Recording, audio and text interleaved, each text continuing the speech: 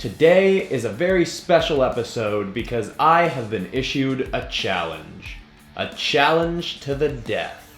No, not really. But Marshall Lee of Marsh Makes Comics asked if I would be interested in doing a video together. And I absolutely said yes, because he's got some really cool videos. The first one I ever saw was him drawing Alita Battle Angel, and then he's got some on how to grow an audience, and he does some cool 1-hour comic challenges, which I'm never gonna do because I don't think I could do a comic in an hour, but he did it, so go check out his channel. Anyway, the challenge that he presented was that we should each draw Spawn, but mashed up with another character that we really like. I haven't come up with my character yet, but first I want to draw Spawn because I don't think I've ever actually drawn him before. He's a character I think is super cool, just never drawn him. So let's get right into that and warm up with a drawing of Spawn.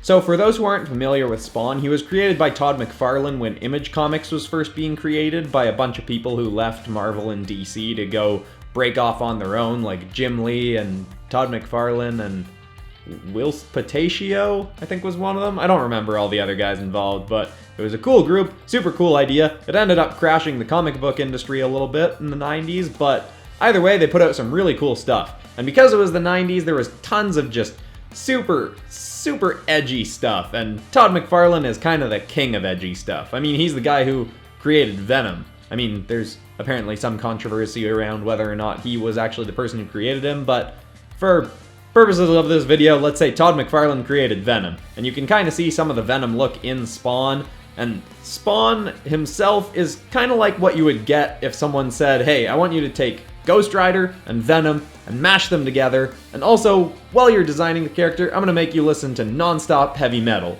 He is like the edgiest edgelord 90s looking character there is. And that's not something that really goes with my style because I'm pretty cartoony, but it was a fun challenge taking him on, and I do like how this ends up turning out. I also just really like the colors of having a really crimson saturated red and then black. And then I like that his eyes have some green. I decided to emphasize that a little bit more and do my rim lighting and my shadowing in green. I also totally forgot that chains are one of my old arch nemeses of drawing. They're such a pain to draw. They're like a bunch of, it's like a specific kind of shape and they have to be interlocking and they're just, they're frustrating. I mean, I should advocate if you're bad at drawing something, draw it over and over and over again, but chains don't really come up that much, whereas like when I was worse at drawing hands, it made sense to draw hands a whole bunch because that's something I would need to get better at because I draw them all the time. But chains, I'm like, I rarely have to draw these. I should get better at drawing them, but realistically, it's gonna be a while before I put any time into that. Anyway, we're wrapping up the Spawn drawing, happy with how it's gone, and I'm excited to get on to the next part.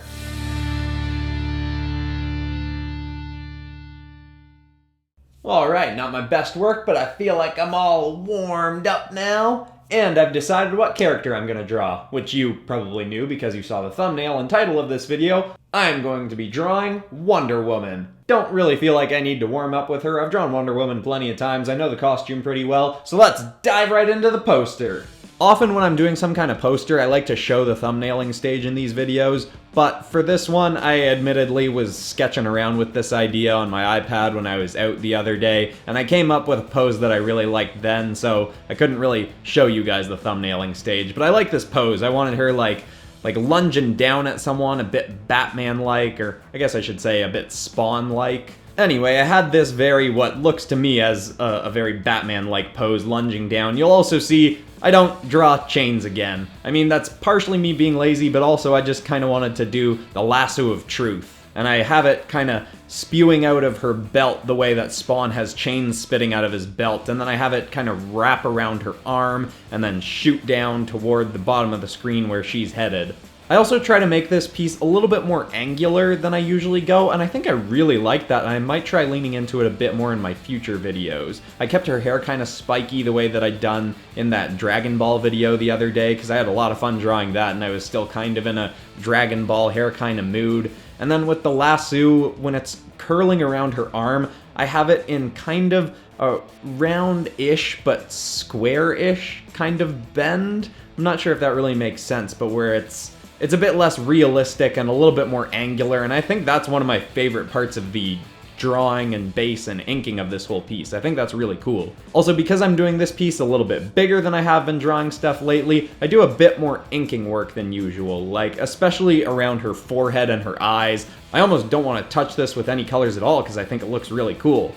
Besides that, it's pretty much business as usual. I make the cape very flowy and kind of jaggedy like Spawn often has. I shorten it a little bit so that it fits a little bit nicer on the screen, but still try to keep it pretty like wild looking as Spawn's cape often is. I tried to make the costume a nice balance between the two of them, and I think that worked pretty well. I have the W on Wonder Woman's chest going into two skulls like Spawn has holding his cape on. The belt logo I changed to a W instead of a skull. I was gonna give it kind of angry eyes, but didn't end up sticking with that. And here we are with the finished inkings for our Edgelord Wonder Woman.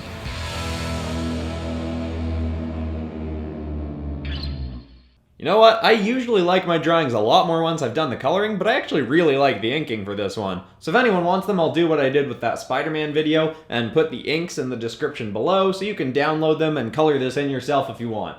But anyway, let's get on to my coloring.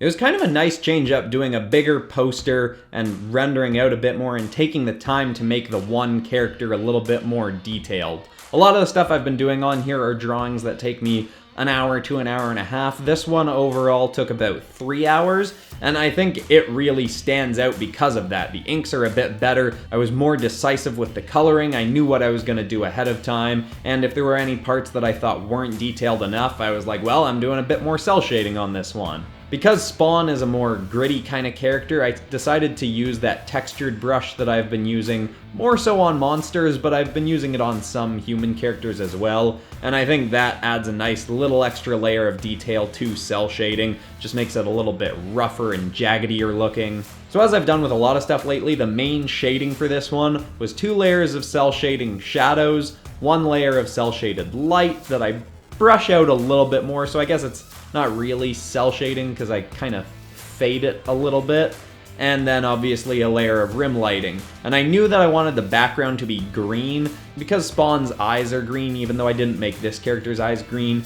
That felt like the right color to make the background, and it was in contrast enough with all the other colors on this character that I thought it would really make her pop out. So I did a green background eventually, and then I added a layer of green rim lighting around her. And I tried to be a little bit more decisive with where I did my rim lighting this time. I've kind of been a bad influence just throwing rim lighting on wherever, and that's not really what rim lighting is supposed to be. It's supposed to be as if someone's pointing a light at you from the back, and then you're just seeing the little bit of it around the rim or the edge of the character. That's probably a bad explanation. I should do a better version of it, but anyway, the point is I had the light as if it was coming at her from behind her and to the left of the image, a little bit to the left. So you'll see I don't put any rim lighting on most of the parts of her body that are on the right side of this image because the light is supposed to be coming from behind her, but I do end up cheating even that a little bit. I mess around with the background for a while. I'll probably cut most of that out. I couldn't really decide what to do, but in the end I just went with a nice, simple green gradient inside a little comic book panel and then white on the outside, and I think that ended up looking real nice. So here is the final version of Edgelord Wonder Woman.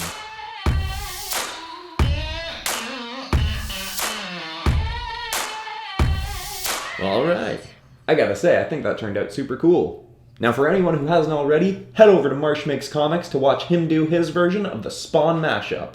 And if you have watched his already, well, thanks for watching. I'll see you later.